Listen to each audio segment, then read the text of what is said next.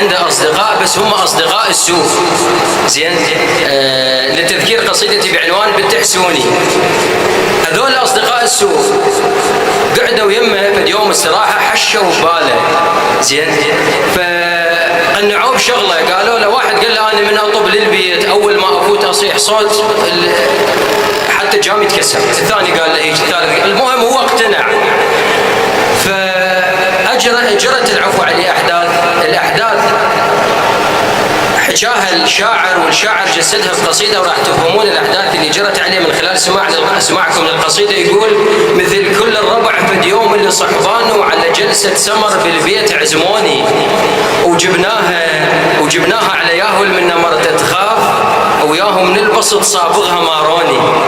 ياهو اللي نجر ما يحسب لها حساب، لو صاحت عليه ما يقول ختلون. صرت كبش الفداء بيوم صار زماطو على الدق والبسط، صحباني والزون برمت شواربي ومثل السبعة هديت. رفست الباب رفسه وبالعجل طبيت وعطت بولاد حين اللي تلقون صحت.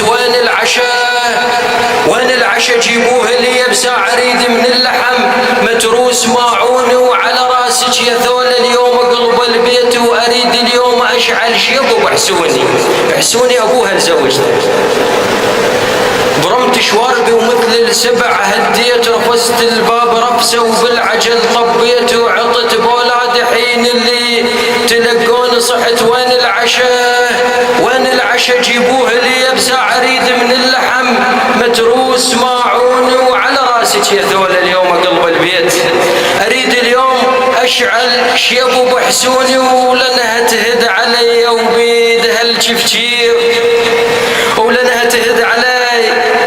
الجفجير، وظل حد الصبح صاحبكم ينوني. ما كنت ادري هيك تسوى هالنسوان، حسبالي سلامات القضية تفوت.